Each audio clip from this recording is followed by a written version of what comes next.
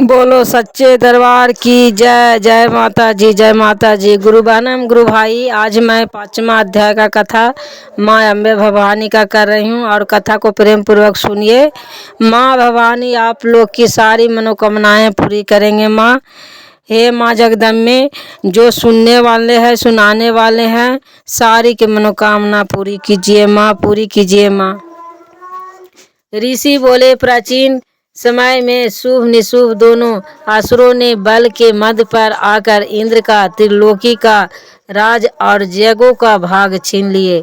उन्हीं दोनों ने सूर्य, चंद्रमा, कुबेर और वरुण पर अधिकार था लिया। वायु एवं अग्नि का काम भी वे ही करने लगे। देवताओं को भी अपमानित, पराजित एवं राज भ्रष्ट करके स्वर्ग से निकाल दिया, जिनके अधिकार उन दो असुरों ने छीन लिए। सभी पराजित देवता अपराजित देवी का स्मरण करने लगे।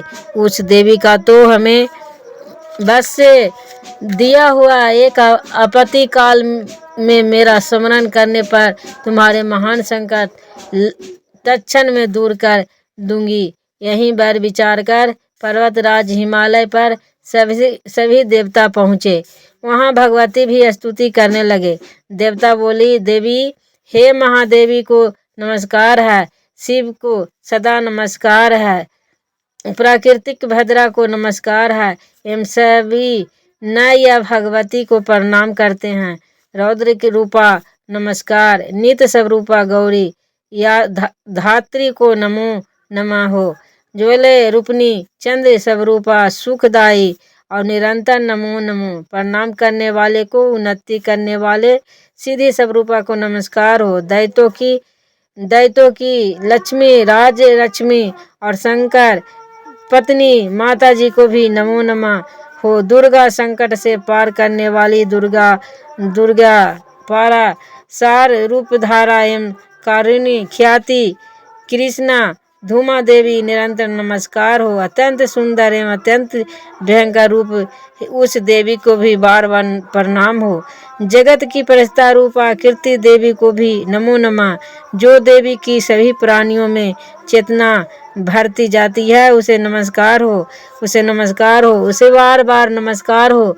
जो देवी सभी प्राणियों में निंद्रा रूप में कही गई है उसे नमस्कार हो, जो बार बार नमस्कार हो। जो देवी सभी जंतुओं में क्षुद्रा और छाया तथा तृष्णा रूप से स्थित है उसे भी बार बार नमस्कार हो। जो देवी सभी प्राणियों में बार बार नमस्कार हो। जो देवी सभी प्राणियों में क्षमा, शक्ति और तृष्णा रूप से स्थिति है उसे नमस्कार हो, उसे नमस्कार हो, बार बार नमस्कार हो। जो देवी सभी प्राणियों में लज्जा और शक्ति श्रद्धा रूप स्थित उसे नमस्कार हो, उसे नमस्कार हो और बार बार नमस्कार हो। जो देवी सभी प्राणियों में कांति रूप से स्थिति है उसे नमस्कार हो, बार बार नमस्कार हो। जो देवी सभी प्राणियों में भांति, क्रांति और लक्ष्मी रूप से स्थिति है उसे नमस्कार हो, नमस्कार हो, उसे बार बार नमस्कार हो। जो देवी सारे जगत में व्यापक होकर चैतन्य रूप में स्थिति है उसे नमस्कार हो, नमस्कार हो, उसे बार बार नमस्कार हो। प्राचीन काल में अपने मनोरथ को सिद्धि के लिए देवताओं को जिन देवी को स्तुति है इस प्रकार से कई तक स्तुति इंद्र और सेवा करता है उसे नमस्कार हो, बार बार नमस्कार हो।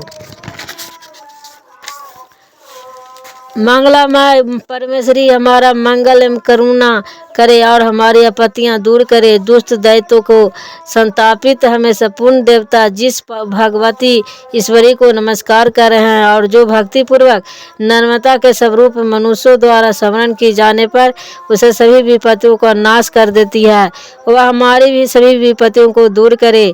ऋषि बोले, हे राजन, देवता लोग जब इस प्रकार भगवती को स्तुति कर रहे थे तब उस समय श्री गंगा जी के जल के में स्नान करने के लिए श्री पार्वती जी आई और उस समय सुंदर भावों वाली पार्वती जी ने देवताओं से कहा कि आप लोग किसकी स्तुति कर रहे हैं।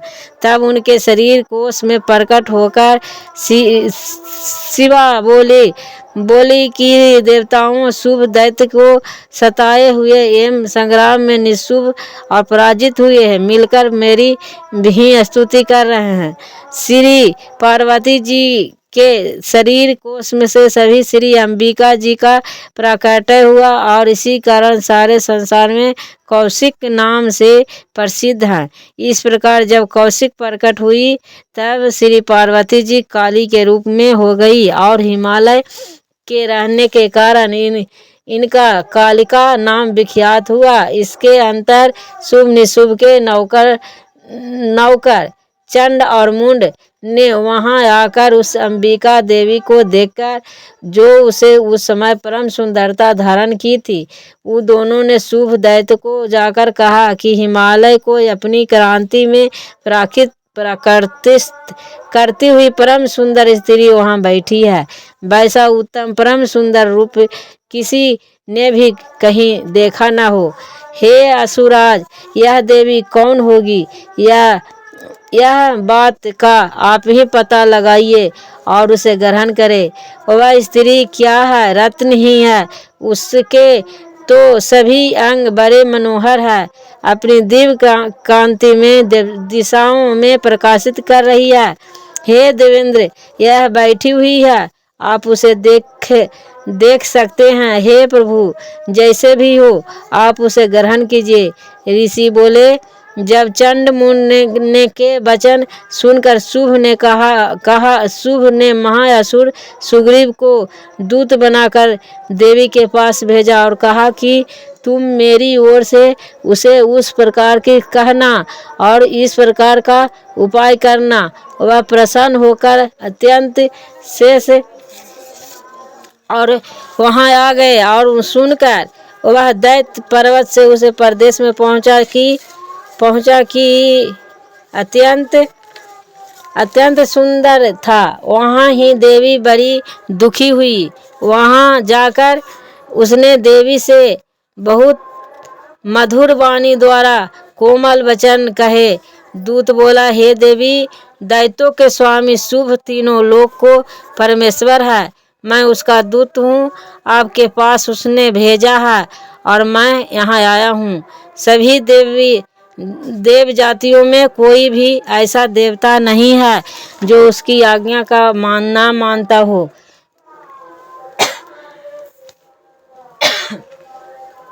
उसने सभी देवताओं को समस्त परास्त कर दिए हैं और आपके लिए उसका जो संदेश है वह मुझसे सुनिए। उसने कहा, सारा त्रिलोक मेरा हो चुका है और सारी देवता मेरे अधीन में है। सभी यज्ञ भाग पृथक पृथक करके मैं ही पा रहा हूँ। त्रिलोक भर में उत्तम सभी रत्न मेरे अधीन हो चुके हैं। उसी प्रकार इंद्र के वाहन श्रेष्ठ ऐरावत हाथी को मैंने छीन लिया है। देवताओं ने क्षीर समुद्र उत्तम ऊंचाई धबजा नामक अश्वन पर नाम करके मुझे भेंट कर दिए हैं। और भी जितने देह गंधर्व एवं नागों के पास रत्न रूप वस्तुएं थी, वे सब के सब सुंदरी मेरी हो चुकी है। हे देवी, हम आपको स्त्रियों में एक रत्न मान रहे हैं और इस कारण आपको भी हमारे पास आ जाना चाहिए, क्योंकि हम तो रत्न के भोगता है और आपकी इच्छा है कि मुझे अथवा मेरे पराक्रमी भ्राता निशुभ को और इन दोनों को में से किसी को वर ले, क्योंकि आप रत्न रूप है। मेरे साथ विवाह कर लेने से आपको अतुल ऐश्वर्य प्राप्त हो जाएंगे।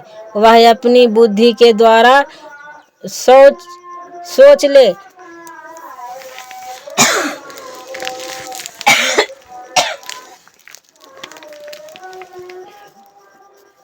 अपने बुद्धि के द्वारा सोच ले कि तुम्हें क्या करना है।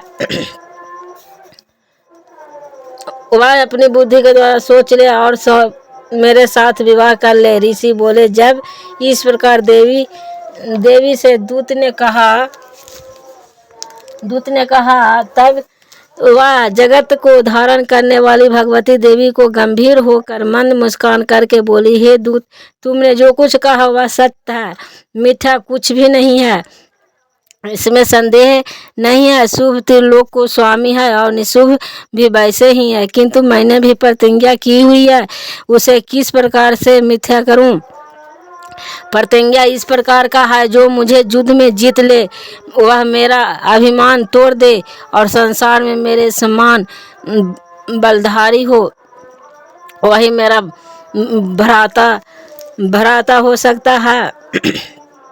शुभ आए अथवा महाअसुर निशुभ आ जाए और मुझे जीत कर मेरा सिरता ही पनी ग्रहण करे। दूत बोला, हे देवी, तुम्हें अभिमान है जो इस प्रकार की बातें मेरे सामने कर रही हो। कहो भला त्रिलोक में ऐसा कौन सा पुरुष है जो शुभ और निशुभ को हरा सकता है और शुभ निशुभ का सामना कर सके। सारे देवता तो दूसरों दैत्यों को सामना भी नहीं कर सका। तू तो स्त्री है, फिर अकेली है। युद्ध भूमि में इंद्रलौकिक सभी देवताओं जिस शुभ आदि दैत्यों के सामने न ठहर सके, भला तू स्त्री होते हुए उनका सामना कैसे कर सकेगी। इस तरह चलने का ही तुम्हारी प्रतिष्ठा होगी, अन्यथा जब तुम्हारे केस पकड़कर घसीटे हो जाएंगे तो तुम्हारा गौरव नष्ट हो जाएगा। देवी बोली, हे दूत, इससे कोई संशय नहीं है, शुभ बलवान है और निशुभ भी पराक्रमी है, पर मैं करूं तो क्या करूं। प्रतिज्ञा करके तो मैं पहले से ही मैंने सोची थी। अब तो तुम जाकर असुराज को मेरी बात कह दो और फिर जो समझे वह करें। प्रेम से बोलो माँ अम्बे भवानी की जय, बोलो सच्चे दरबार की जय, सारी देवी देवताओं की जय।